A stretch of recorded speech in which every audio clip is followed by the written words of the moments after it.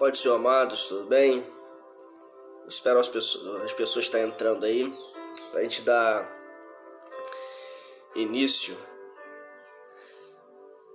mais um culto de Escola Bíblica Dominical nesta manhã. Vamos estar esperando aí os irmãos estão entrando. Hernani Pereira, bom dia. Até que enfim, Hernani, apareceu, hein?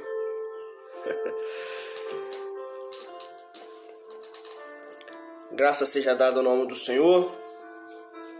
Estudaremos hoje um pouco sobre unidade, união, tá?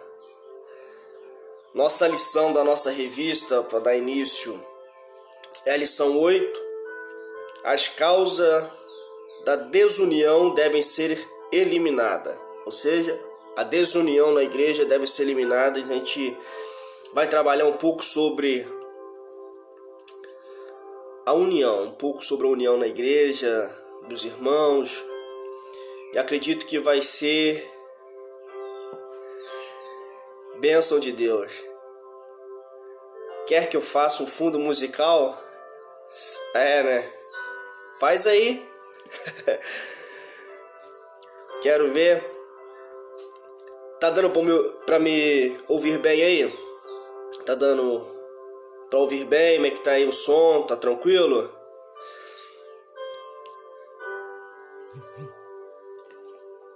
O som tá bom?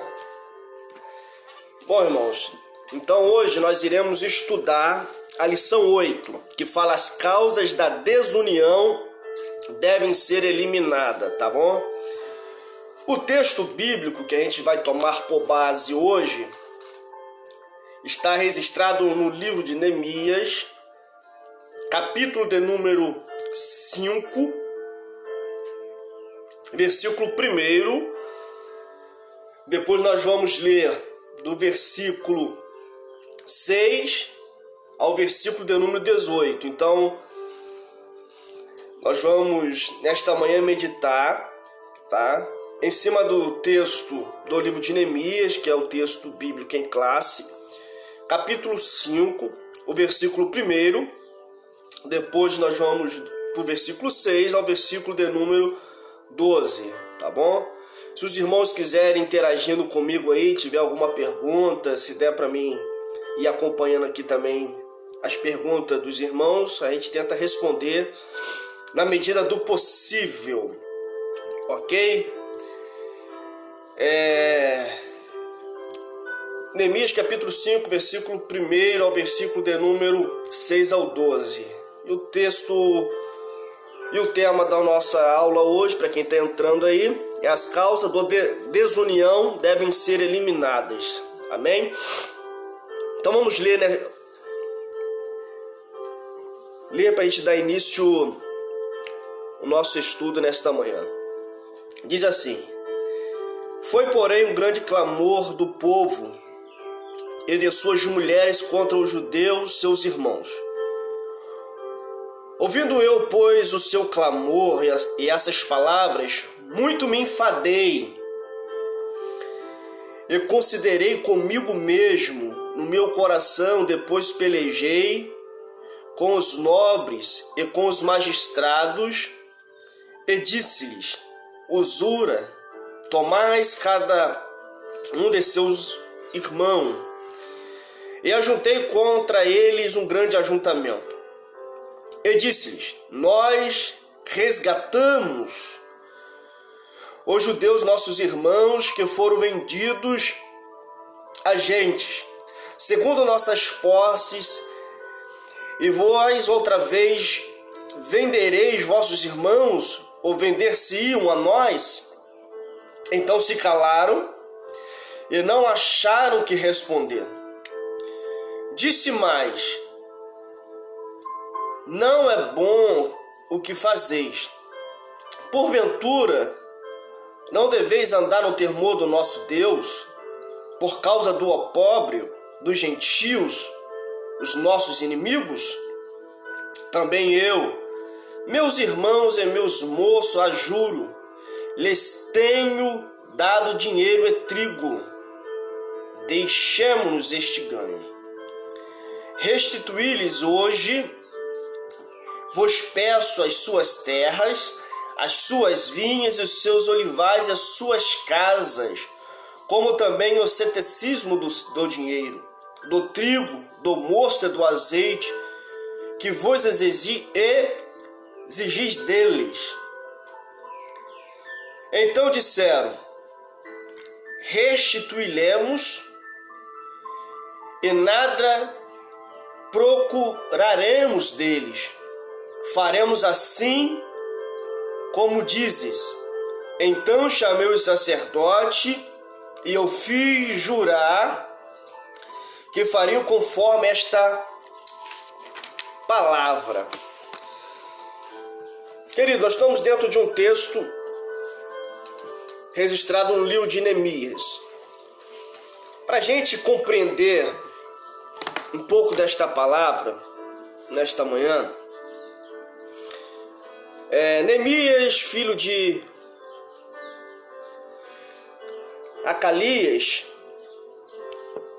ele estava como copeiro do rei Artaxerxes, quando ele foi cativo. E ali ele, apresentando dentro do palácio, diante do rei, um belo dia chegou um dos seus irmãos até o palácio. E quando o seu irmão chegou na presença de Neemias, Neemias pergunta como está o seu povo em Jerusalém. A notícia não foi muito agradável, tá? Que o seu irmão, ele falou sobre a situação caótica, a situação de miséria que Jerusalém estava enfrentando. O templo destruído, os muros derribados, as portas queimadas a fogo. A Bíblia diz que Neemias, ele vai orar. E quando ele está orando, ele sente em seu coração fazer alguma coisa para o seu povo. E por um tempo de oração, jejum, um belo dia Neemias vai apresentar-se à presença do rei. E o rei percebe que Neemias, ele está com o semblante caído. E o rei pergunta: o que está acontecendo, Neemias? E Neemias fala da situação caótica de miséria que o povo está vivendo. Quando Neemias se lamenta diante do rei sobre a situação do seu povo, o rei fala: o que queres, Neemias? Neemias fala assim: eu quero que me dê cartas, me dê acesso para que eu possa ir até a presença do meu povo, que eu possa ajudar, fazer alguma coisa. Então Neemias deixa o palácio, Neemias deixa o lugar de conforto para ir fazer alguma coisa para a nação de Jerusalém, para o seu povo. A Bíblia diz que quando Neemias ele chega em Jerusalém, ele pega um dos animais, um cavalo, e vai caminhar durante algumas noites para ver qual é a situação.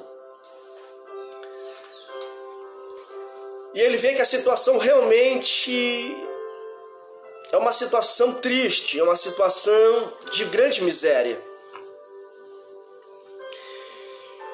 E Neemias, então, ele tem o desejo ardente: eu preciso fazer algumas coisas, eu preciso realizar alguma coisa em favor do povo. Por quê? Os muros estão derribados, as portas queimadas a fogo, davam acesso aos inimigos saquearem o seu povo. Foi o que aconteceu.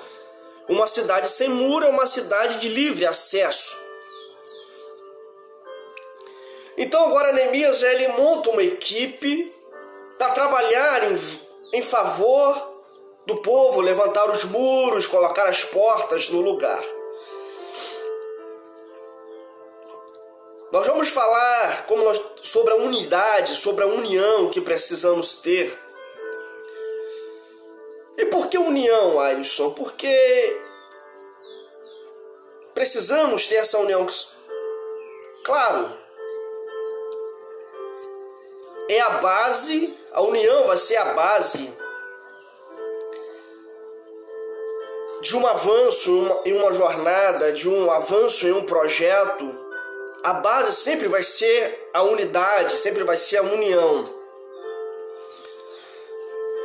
E é interessante que quando a gente fala sobre isso, o povo que ficou em Jerusalém, o povo que vieram cativo para Jerusalém, qual era a base deles? Eles confessavam a fé no mesmo Deus. Todos experimentaram a fé em Cristo Jesus, a fé em Deus, todos experimentavam, era a base da união deles. Mas em um momento mais à frente que nós vamos pontilhar aqui, começou a ter algumas desavenças, algumas causas de desunião. Nós vamos pontilhar um pouco mais à frente. Mas é interessante que para iniciarmos isso daqui, a nossa revista, onde tem alguns tópicos aqui, no tópico primeiro, que fala sobre a união, caracterizava os judeus libertos do cativeiro, a união. Então, qual era a base dessa união? Todos eram o mesmo povo e confessavam a sua fé no único Deus. Era a base da união. Ou seja, quando a igreja vive cheia do Espírito Santo, a união funciona em sua plenitude, então ela se torna uma antessala do céu. A união, quando a igreja vive em uma união na sua plenitude entre os irmãos em Cristo Jesus, ela é uma antessala do céu. Isso foi primordial para que quando Neemias ele vai iniciar esta obra, ou seja, foi através da união. Ele pega a liderança, vai montar uma equipe, um trabalho. Por quê? Não era fácil o que ele iria enfrentar. Não era fácil o que ele iria levantar. Então o que Neemias faz? A princípio, vai montar uma equipe. Ou seja, o trabalho em equipe é essencial para realizar qualquer projeto, seja qual for o tamanho. O trabalho em equipe é essencial para realizar qualquer tipo de projeto, seja qual for o tamanho. Qual era o projeto? Era a construção dos muros, colocar as portas no lugar, a construção do templo. Era o projeto. Então eles precisavam estar unidos. Por que eles precisavam estar unidos? Porque chegaria um momento que eles iam necessitar um dos outros. Necessitavam colaborar entre si. Por que, Alisson? Precisavam dos outros. Por que eles precisavam trabalhar junto? Porque aquilo era crítico, não só para o sucesso, mas sim também para a sua sobrevivência. Olha só que interessante. Nós estamos dentro de um tema de desunião. As causas da desunião que precisa ser eliminada. Então o que Neemias faz para construir? Primeiro ele vai montar uma equipe, porque a equipe é essencial para o sucesso. E depois de montar uma equipe, eles precisavam estar juntos. Junto por quê? Porque quando viria sobre ataques, eles precisavam manter o dinamismo na obra que estavam fazendo para alcançar o sucesso e a sua sobrevivência. É interessante quando a gente fala sobre unidade, união na igreja, em qual for a área, Olha só sobre o fundador da revista Forbes. Olha o que o fundador da revista Forbes ele disse: a palavra sucesso se soletra equipe. O fundador da revista Forbes, um grande nome, ele disse: a palavra sucesso se soletra equipe. A colaboração é um princípio-chave necessária para uma boa organização. Olha também o que diz Henry Ford, o fundador da Ford, dos carros Ford. Olha só que interessante. Reunir-se é um bom começo. Manter-se junto é progredir. Pensar junto é ter unidade. E trabalhar juntos é triunfar.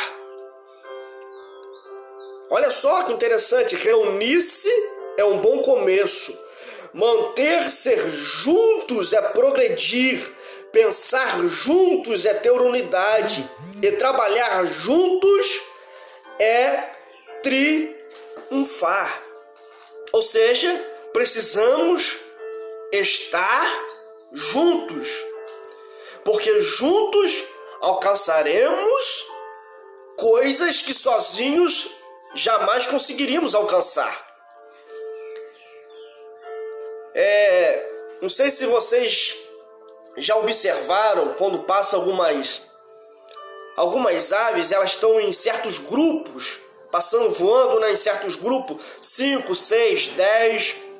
Geralmente aqui na minha casa, na casa dos meus pais, dá pra, às vezes de tardezinha, passa algumas aves, elas voando junto. Sabia que os gansos, quando eles voam juntos em sua formação, eles avançam 72% mais longe do que quando se voasse sozinho? Os gansos só podem voar por volta de 72% mais longe do que quando voam sozinhos. O que isso quer dizer, Alisson? Se nós estivermos unidos em um só propósito, se nós estivermos unidos em um só projeto, se nós estivermos unidos à igreja, quando falo nós, eu estou incluindo a igreja, membros, como corpo de Cristo, estivermos unidos em um só objetivo, voaremos mais longe do que sozinho. Sozinho nós não vamos chegar em lugar nenhum. Sozinho nós não vamos alcançar grandes lugares. Porque onde há colaboração e trabalho em equipe, há grande crescimento. Era a visão de Neemias. Era a visão que Neemias estava vendo. Preciso de uma equipe. E todo trabalho em equipe traz grandes crescimento. Sozinho não vou conseguir.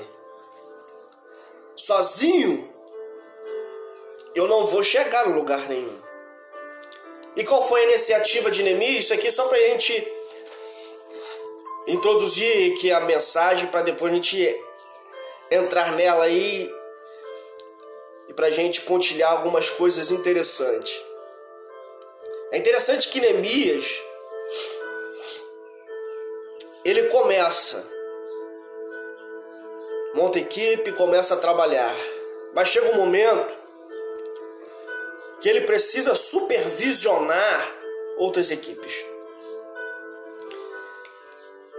E à medida que ele deixa de fazer e começa a supervisionar os trabalhos, ele começa a levantar pessoas para controlar, para dirigir, para acompanhar. Quando eu enxergo isto? Quando eu deixo de fazer e deixo as pessoas começarem a fazer. Eu começo a observar que tem pessoas que conseguem se desenvolver mais.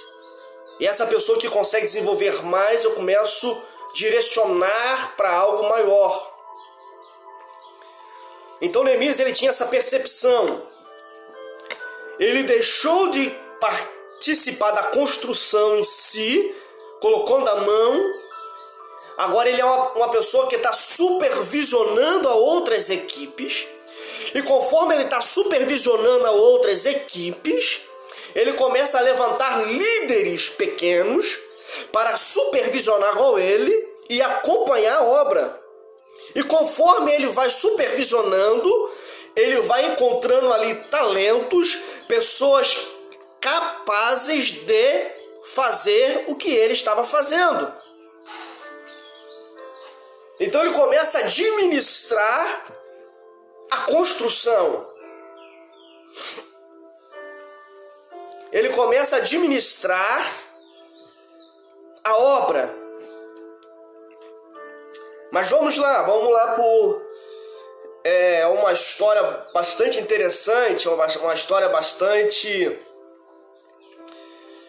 bonita, porque nós vamos ver um homem que deixa o palácio, deixa o conforto e começa a fazer algo para o seu povo, fazer algo para a sua nação, com coração aberto, com coração alegre, com coração desejoso, com coração voluntário, com coração cheio de esperança. Só que essa pessoa ele vai encontrar alguns embates diante dessa história toda. Porque quando ele começa a levantar, a Bíblia diz que os opositores também começam a se levantar. Quando ele decide a levantar os muros, os opositores decidem em parar. Ou seja, em nossa caminhada vai ser assim. Quando nós decidimos fazer alguma coisa para Deus, para a obra de Deus, sempre vai levantar opositores. Sempre vai levantar opositores. Mas quem são os opositores, Jairson? São aqueles que não vão fazer e não querem que você faça. Os opositores são aqueles que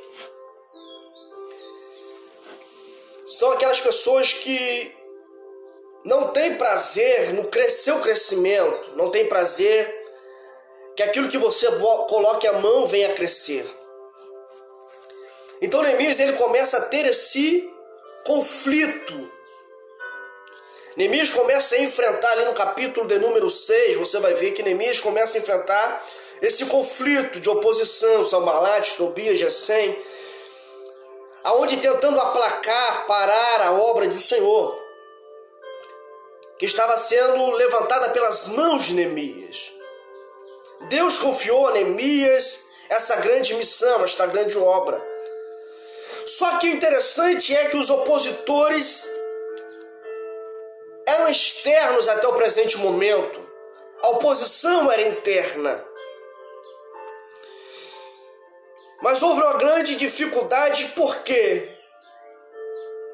Porque chegou o momento da oposição ser interna. A oposição ser interna. E como foi a oposição interna?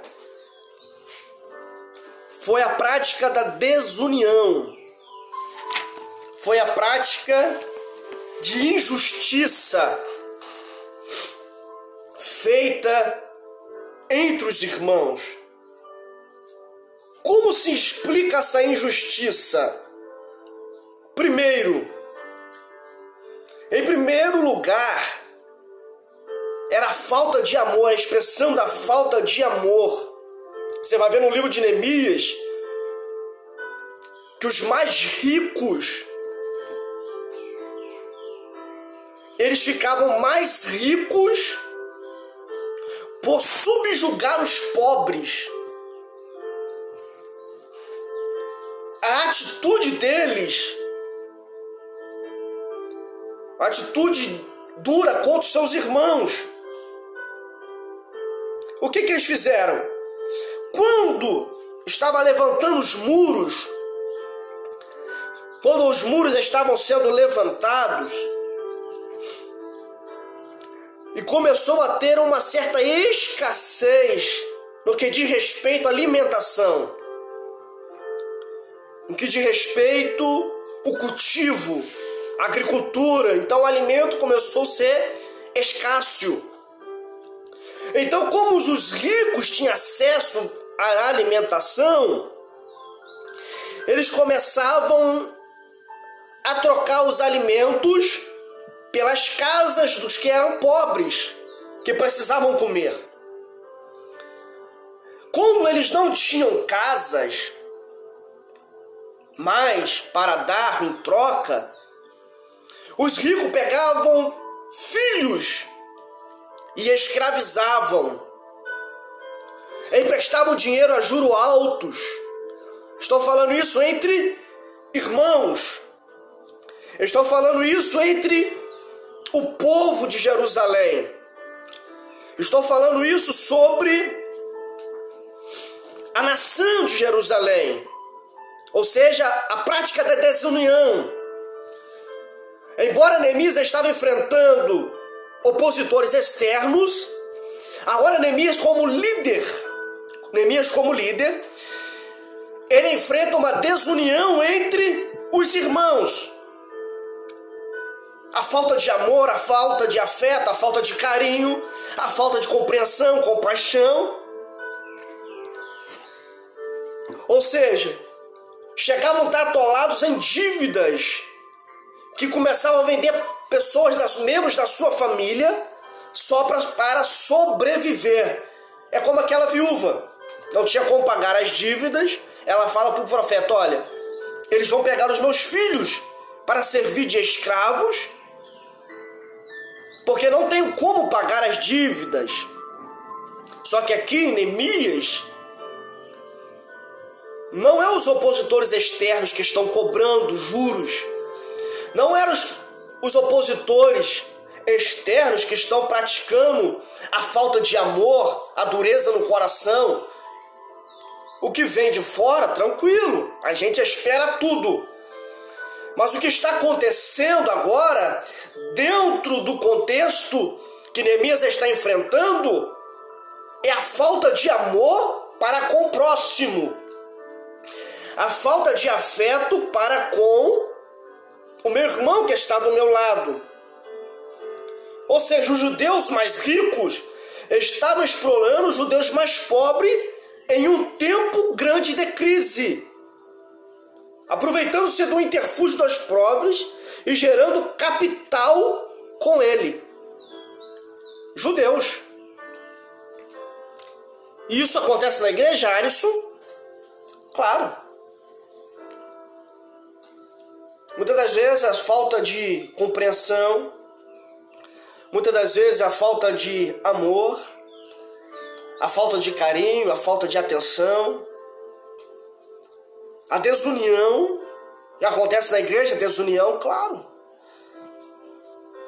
Quando Paulo chega na cidade de Corinto, vai para a casa de Cloé, o que Paulo fica sabendo? Eu sou do grupo de Cefas, eu sou do grupo de Paulo, eu sou do grupo de Apolo, eu sou do grupo de Cristo. Grupos formados na igreja, desunião, porque não tem grupo, tem corpo. Não tem panelinha, tem corpo. Na igreja não tem grupo, tem corpo.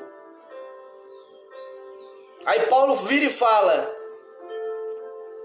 ali em 1 Coríntios capítulo 4, somos todos ministros, despenseiros das coisas do Senhor.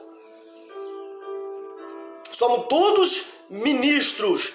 Ministro, aqui Paulo está falando sobre escravo de mais baixo escalão. Quando a gente ouve a palavra ministro, qual a intenção que vem na nossa mente? É que quando a gente olha ministro, a gente vê aqueles que assumem um certo posto, ministério, né? no governo, posição de destaque, é o que vem na nossa mente.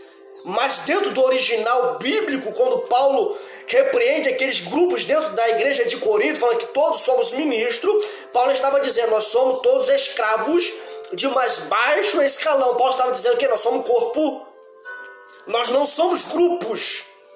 Paulo estava dizendo, nós somos corpo, nós somos iguais diante de Deus. E é interessante, observe comigo, diante daqueles grupos, quem eram os mais errados? Aqueles que diziam que eu sou de Cefas? Aqueles que diziam que eu sou de Pedro, Paulo, Apolo? Ou de Cristo? Quem eram os mais errados ali? Diante da Bíblia, os mais errados, aqueles que falavam eu sou de Cristo. Porque aqueles que diziam eu sou de Cristo, eles não respeitavam a liderança. Por ser de Cristo, eles faziam o que bem entender. Mas vamos lá para o estudo. É interessante que quando levanta os opositores, Neemias tem que tomar algumas atitudes. Ele precisa quebrar essa desunião dentro da igreja. Porque a desunião, ela traz atrofiamento. Você não consegue avançar. Você não consegue levantar. Você não consegue ser mais sensível. Porque a igreja primitiva,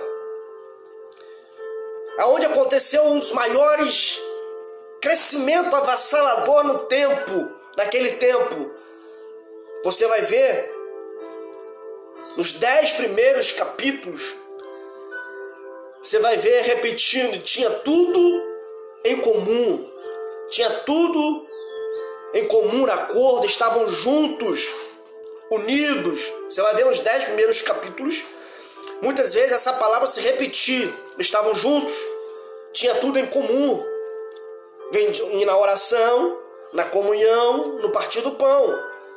Estavam juntos na oração, na comunhão, no partir do pão. Com este segredo de tudo em comum, a igreja avançou, a igreja cresceu, a igreja desenvolveu, a igreja levantou líderes, a igreja conseguiu ser um corpo, viveu como corpo de Cristo. Mas hoje nós somos egoístas, muitas das vezes, não generalizando.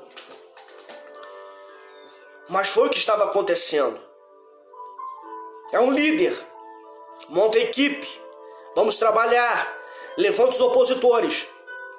E quando levanta os opositores, Neemias tem uma palavra para os opositores. Mas agora está vivendo um conflito interno dentro do grupo, dentro dos judeus, tinham o mesmo sangue, professavam a mesma fé, criam no mesmo Deus, queriam as mesmas coisas, desejavam que os muros tivessem levantado, mas por uma certa crise, alguns judeus mais ricos se aproveitavam do que eram mais pobres. Por vir uma grande crise, alguns irmãos se aproveitavam da crise para se enriquecer usando seu irmão. Não é lícito, não é certo, não está favorável com a Bíblia. Não está favorável com a Bíblia. A Bíblia diz que em Atos, que eles vendiam sua fazenda e repartiam entre os irmãos. Quando eles viam o irmão ali necessitado, eles pegavam parte dos seus bens e ajudavam aquele irmão a se erguer. É a função da igreja de Cristo. Mas por que eles faziam isso, Tom Ayrton? Porque eles entendiam que a nossa riqueza não era aqui. Aquilo que construímos aqui na terra, relacionado aos bens materiais, não quer dizer que você não deva fazer. Não quer dizer que você não deva buscar o melhor. Mas o seu foco não pode ser nisto. O dinheiro é a raiz de todos os males. Nosso olhar tem que ser para Cristo. Nosso olhar tem que ser para a obra.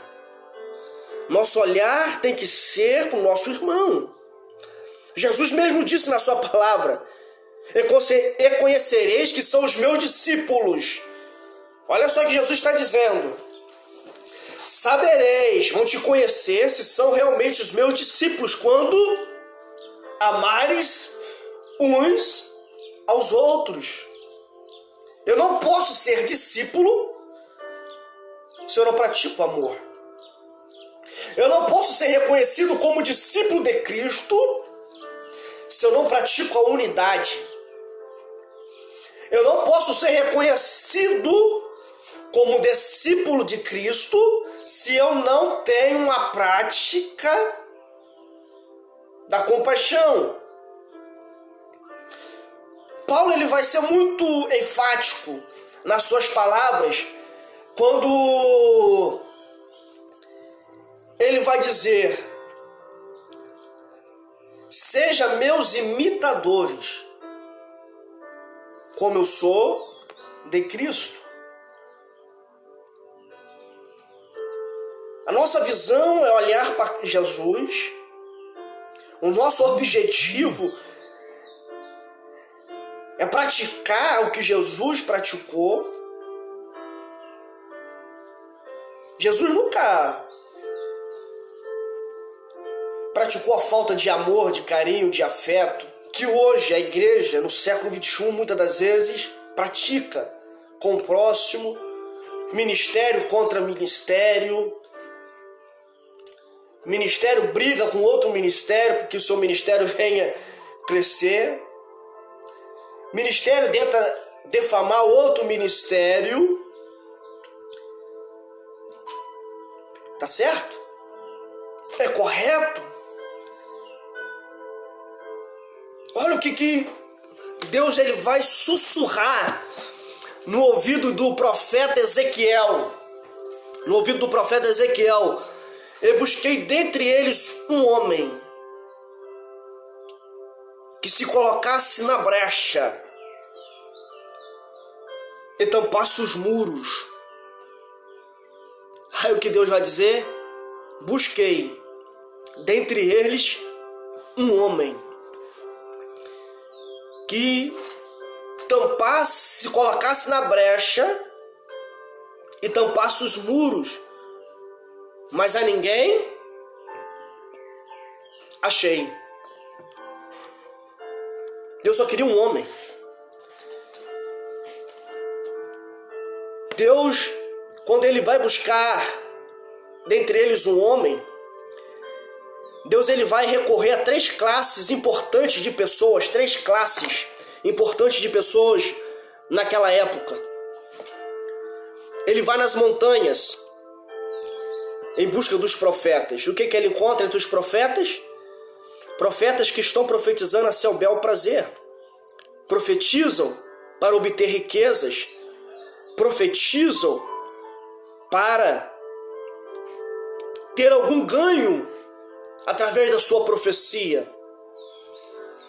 A segunda classe de pessoas que Deus vai buscar um homem é nos palácios, entre os reis, mas não consegue encontrar. Por que, Alisson? Porque as suas mãos estavam marcadas com sangue. E a terceira classe, ele vai ao templo, aos sacerdotes, mas também não acha. Porque os sacerdotes estão sacrificando de acordo com seus próprios princípios. E Deus continua buscando na igreja um homem, uma mulher que se coloque na disposição de tampar as brechas, de levantar os muros. Um homem, uma mulher que pratica o amor, que pratica a união. Um homem, uma mulher que tem essa vontade de que a igreja venha crescer, que a igreja venha avançar, que a igreja venha desenvolver. Não adianta. Tô aqui com a revistinha aqui, mas tem hora que Deus vai me impulsionando para outros caminhos, eu nem consigo Mas como podemos eliminar isto? Como eliminamos a desunião? É a prática do amor, é a prática da compaixão, é a prática do caminhar junto, de orar junto, em um só acordo, em uma só visão, em busca do mesmo objetivo, em busca dos mesmos projetos. Nós somos um corpo, nós somos uma equipe, e uma equipe que trabalha junto. É uma equipe que alcança o sucesso. Sucesso está relacionado com equipe. Ninguém vai chegar sozinho. Todos pela equipe. Você vai ver um jogo de futebol. Uma pessoa sozinha ela não consegue que o seu time alcance o objetivo que é ganhar aquele jogo. Mas o treinador ali, o técnico, ele monta uma equipe. Vocês já perceberam que dentro de um campo de futebol, uma coisa muito simples, que um jogador começa a discutir entre eles ali, o que vai acontecer? Muitas das vezes, há um desacordo entre a equipe, há uma briga, uma desavença, eles perdem. Porque quando a gente começa a brigar entre nós, a discutir entre nós, o meu projeto é melhor, vamos fazer do meu jeito, sem sentar, sem planejar, a tendência é dar errado. Mas quando nós, em um só propósito, quando nós, em um só objetivo, sentamos, organizamos junto, não quer dizer que vai dar errado, mas conseguimos minimizar os grandes erros. Isso é igreja. Isto é igreja. O que é igreja, Alisson? Equipe. E a equipe trabalha juntos. Você vai ver, se você pegar um floco de neve sozinho, o que acontece com o floco de neve? Ele é frágil. Mas agora se você juntar um floco de neve que seja um montante suficiente, o que ele pode fazer? Parar um trânsito. Ou seja, sozinho eu não posso fazer muita coisa, mas juntos podemos causar impactos. Sozinhos não podemos fazer muitas coisas, mas juntos, e a igreja juntos, podemos causar um grande impacto. Volta comigo em Coríntios, quando Paulo fala, somos todos ministros, despenseiros dos mistérios de Deus. Paulo está dizendo, nós somos escravos de mais baixo escalão, que está no fundo da gale, que rema no fundo do navio da gale, ou seja, os escravos, qual era o objetivo dos escravos? Era remar no fundo. Não era visto. Não era visto por ninguém. Mas é o que fazia o navio andar. Olha que interessante que Paulo está dizendo. Vocês estão dizendo que é de Cefas, vocês estão dizendo que é de Paulo, vocês estão dizendo que é de Cristo, mas nós somos ministros. Nós somos remadores. E outra coisa, nós remamos no fundo do navio. Muitas das vezes você não é visto. Muitas das vezes o pastor não vai te olhar, não vai te ver. Mas quando nós remamos juntos, fazemos o navio avançar. Fazemos o navio triunfar. Fazemos o navio cruzar fronteiras. Ninguém nos está vendo. Muitas das vezes estamos ali no fundo da galha chorando. Estamos ali no fundo da galha gemendo. Escravos. Sofrendo. Mas não parando de remar. Não parando de remar. Qual é o nosso objetivo? É continuar remando. Mas como? Juntos. Porque se for um só remando, vai cansar. Se um só remar, vai desistir. Se um só remar não vai aguentar a pressão, mas juntos somos mais fortes. Juntos podemos causar impacto. Era isso que Neemias estava colocando na cabeça dos judeus, que estavam brigando entre si, que estavam tentando usar de interfúgio para ganhar mais riqueza através do seu irmão. Neemias estava quebrando a desunião, porque a desunião ia provocar uma escassez maior. A desunião ia fazer com que a obra seja paralisada. A desunião ia fazer com que a obra não avançasse. Mas para que a obra chegasse ao sucesso, os muros levantados, as portas colocadas no lugar, o templo restaurado, qual era a prática? A união. É aquilo que Jesus disse, e vou concluindo a minha mensagem aqui. E conhecereis que são os meus discípulos, quando amares uns aos outros. É difícil, Como amar a Deus se nós não conseguimos amar o irmão que está do nosso lado? Como dizer eu amo a Deus, eu sirvo a Deus, se eu não consigo servir o irmão que está do lado? O próprio Jesus foi um dos maiores servos que a Bíblia teve, que a Bíblia pôde registrar. Chegou um homem para servir Jesus, e quando aquele homem está servindo a Jesus ali, vai servir Jesus. Jesus fala assim, parece que Jesus pega aquela bandeja e fala assim, eu não vim para ser servido, eu vim para servir. Vamos colocar a prática do amor em ação nas nossas igrejas,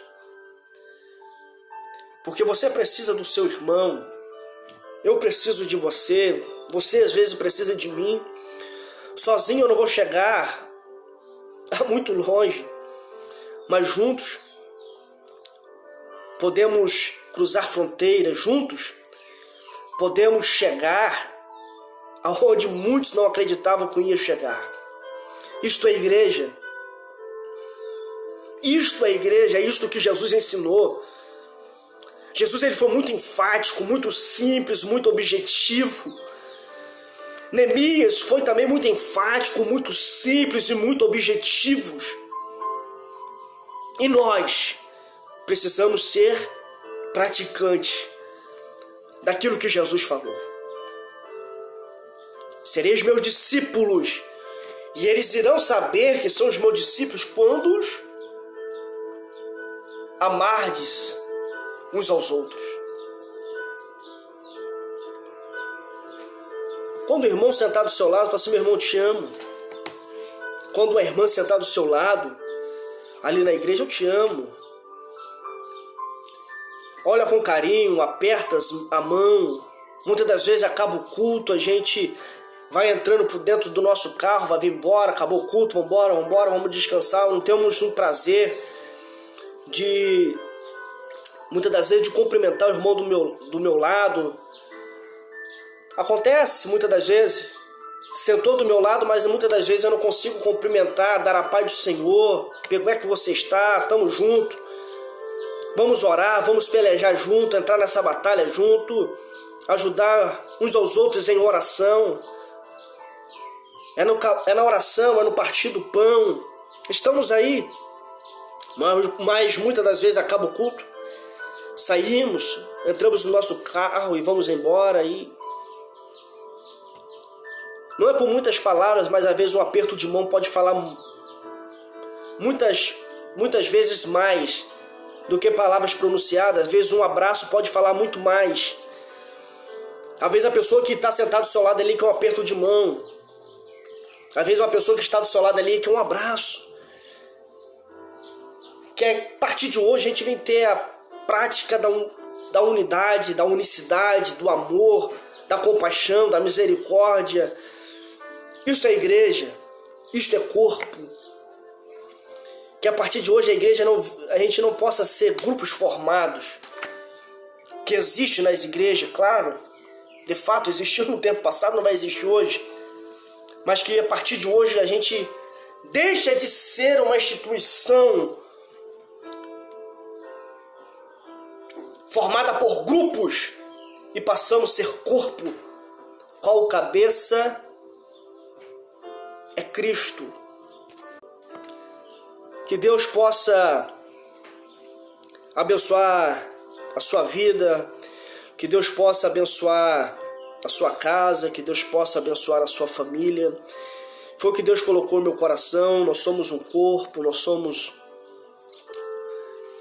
uma equipe, que nós estamos em busca de alcançar o objetivo, que é a vida eterna, não só espiritualmente, mas podemos dizer materialmente, o crescimento da igreja, o desejo que está no coração do nosso pastor, a qual Deus tem colocado no seu coração, a sua visão, os seus projetos, mas que ele possa contar com cada um de nós, que ele possa contar com cada um de vocês. E estamos aí para praticar a união. Que Deus possa lhe abençoar. Oremos nesta manhã para concluir esta palavra. Querido Deus, Pai, te louvamos na manhã desse dia pela oportunidade de estar na sua presença. Obrigado por tudo. Continua abençoando o seu povo, continua abençoando a sua igreja. Ó Deus, abençoe o nosso pastor, a sua casa, a sua família. Que o Senhor continua trabalhando no seu coração, visitando o teu servo, dando sabedoria, para que ele possa conduzir este rebanho. Deus, ser com ele nos seus projetos, nos seus planos e objetivos. E nós, como ovelha, nós, como cooperadores e servos, que possamos entender o maior projeto, que possamos praticar o amor, e que dentro do nosso coração, que dentro da nossa mente possa entender que a prática do amor ela é essencial para o crescimento espiritual, pelo crescimento da igreja, pelo nosso próprio crescimento. Deus, que possamos entender a sua palavra, que possamos praticá-la. Ajuda-nos, Senhor, a compreender e a praticar a sua palavra. Ajude-nos, Senhor, a alcançar as promessas. Ajude-nos, ao Senhor, a alcançar, Senhor, aquilo que o Senhor tem separado e guardado para nós. Deus, somos pequeninos de fé, somos falhos, mas cremos num Deus misericordioso e cremos num Deus todo-poderoso. Fique conosco, Pai. Continue nesta manhã conosco e, se for permissão do Senhor, logo mais estaremos cultuando a Ti no templo. Deus, que venha ser também uma noite de bênção, uma noite de glória, uma noite de presença incomparável. Deus, abençoe nossa casa, nossa família. Cobre com Teu sangue, livra-nos de todo mal. Em nome de Jesus Cristo. Amém. Que o amor de Deus, a graça salvadora de Jesus Cristo, as eternas e doces consolação do Santo Espírito do Senhor, seja com toda a igreja, não só hoje, mas para todos sempre. Digamos juntos, em nome de Jesus, amém. Fique com Deus, que Deus possa abençoar a sua casa e a sua família.